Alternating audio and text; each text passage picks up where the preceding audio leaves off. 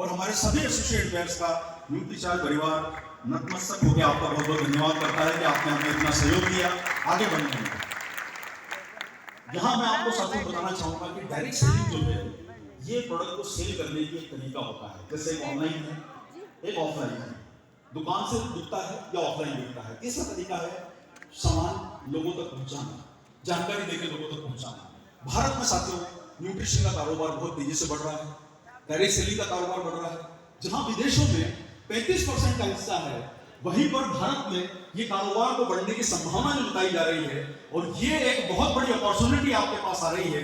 और ऐसा माना जा रहा है कि अगले 1-2 सालों में ये 65,000 करोड़ का व्यापार होने वाला है।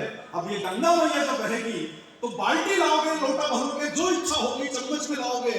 ताकत अगर आप में है तो सीधी पाइपलाइन अपने घर तक लगा लो। ये डायरेक्ट सेलिंग का व्यापार बनने वाला है।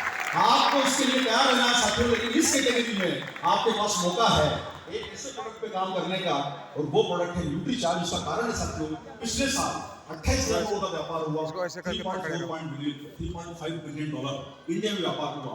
खास बात यह है साथियों, हमारा देश दुनिया की वो ताकत है जो हर वर्ष तरक्की कर रहा है। अमेरिका में बिजनेस डिक्लाइन पर है, चाइना में बिजनेस डिक्लाइन पर है, लेकिन इंडिया में डायरेक्ट सेलिंग ग्रोथ पर है। यानी आपका भविष्य डायरेक्ट सेलिंग में